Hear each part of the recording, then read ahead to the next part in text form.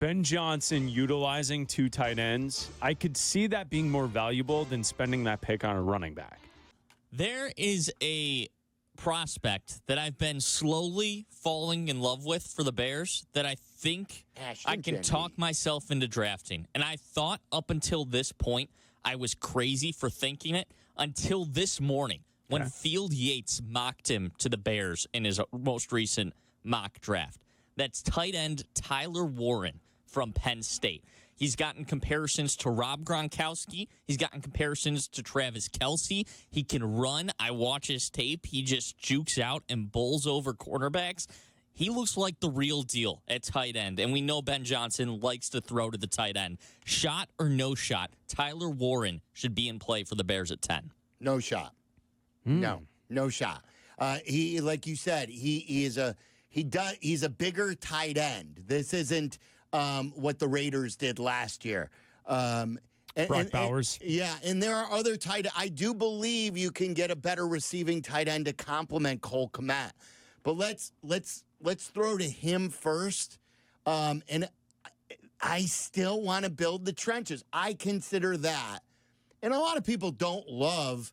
Well, Abdallah hates Cole Kmet. Isn't that true?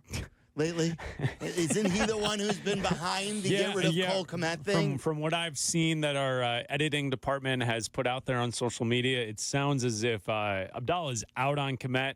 He wants to help him pack his bags and to move. That's what I mean. Out of town. We're tricking up the car again before we have a good engine to run this thing. I don't want to put words in Abdallah's mouth, but I'd imagine if Abdallah doesn't like Cole Kmet, he'll like Tyler Warren. Because I believe the reason Abdallah doesn't like Cole Kmet is he thinks he doesn't do anything special once he gets the ball in his hands, which is generally true. He's not an insane runner. Tyler Warren at Penn State, they were throwing him screen passes, and he was bursting forward for 10 yards. He was out running secondary players. He does a lot with the ball in his hands. Yeah, I'm with you. I'm going to say shot just because Tyler Warren is legitimately a very, very, very good game-changing tight end.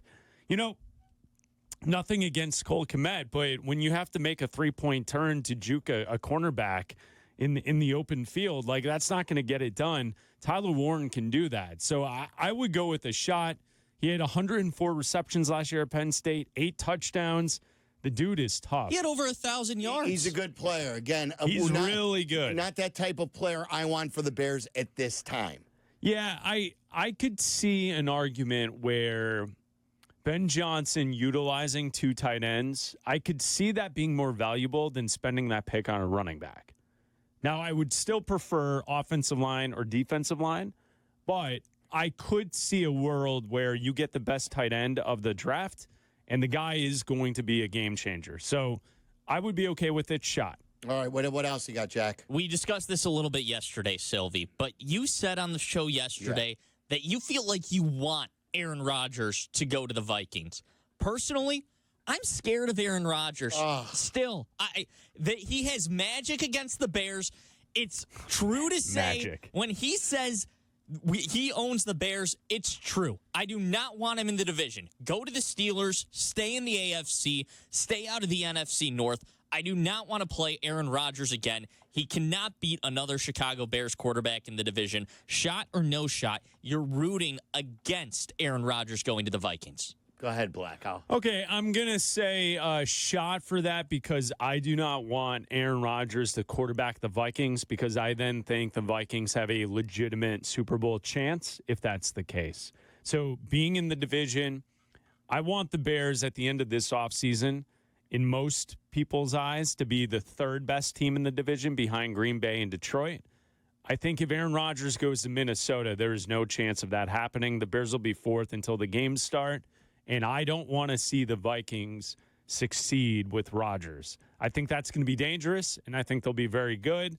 I would rather see Minnesota kind of try and figure it out with a young quarterback, J.J. McCarthy. So I'm going to say shot. There was too much emotion for AI Jack right there. You're running. You can't be artificial intelligence because you just showed me too much emotion, and that emotion is you're scared of a 41-year-old Aaron Rodgers. He's scared right now. If the Bears can't beat Aaron Rodgers at 41 on a different team after what he's done in his last year with the Packers and last year then with the Jets, then they're never going to beat anybody.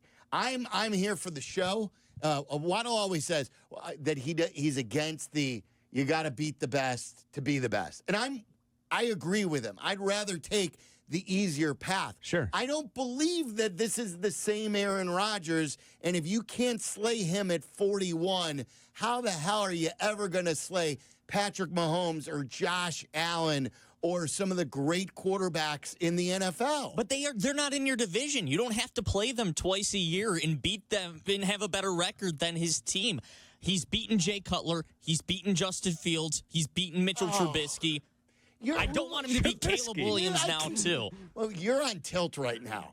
Well, I agree with Sylvie's point. You shouldn't have to worry about that. I'm more concerned about the team. Yes. The Vikings are good. So if you add Rodgers to the Vikings, that's what I'm worried about. I'm not worried about slaying Rodgers. I mean, come on. He spends half of his time worried about his podcast than his actual football right now. I was texting with John Greenberg. He's a Steelers fan. He wants no part of Aaron Rodgers now. I don't think that it's 1 + 1 = 2 with him anymore. I think he's a subtraction to what you've built. I think the Vikings have been better than what their total is because they've got such a good team vibe and they've got great wide receivers, don't get me wrong, and they've drafted much, much better than the Bears, but I don't think they're an Aaron Rodgers away. This isn't going to be the Brett Favre year reincarnated. I'm here for the show. Give me Rodgers 2 times against the Packers. Give me him twice against the Bears.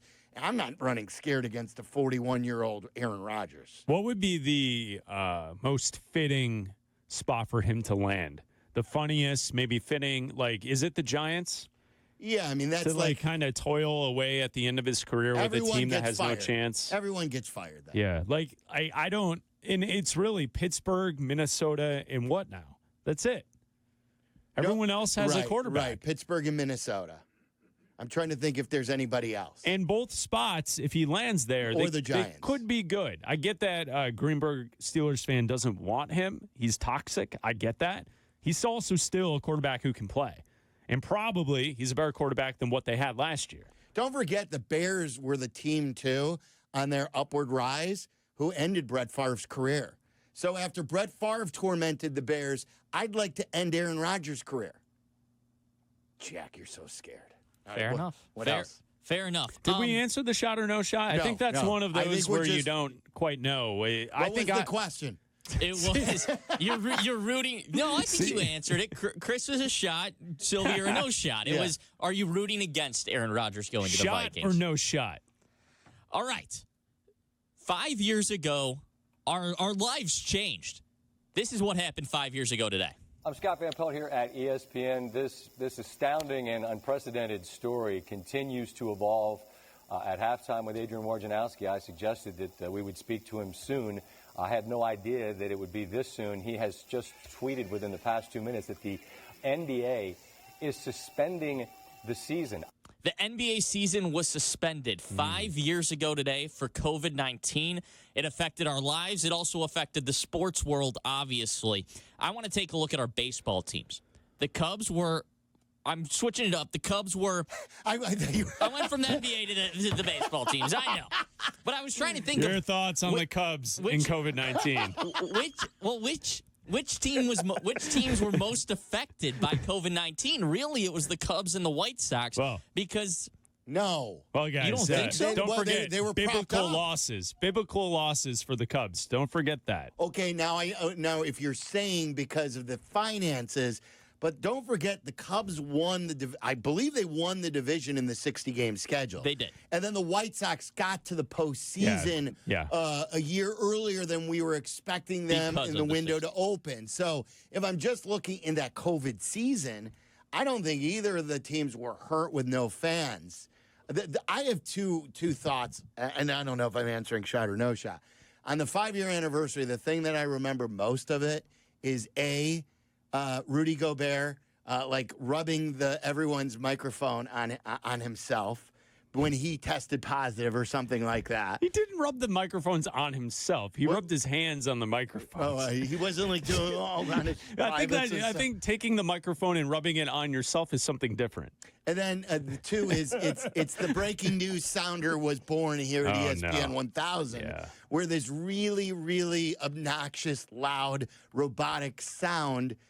Every time you would hear it sound, it was doom and gloom. Yeah. So I still get caught off guard when the breaking news sounder plays because I still have bad memories from that day. Yeah, I'm with you on that. Shot or no shot? I took the shot. Yes, for the pandemic. Yeah, I took the shot.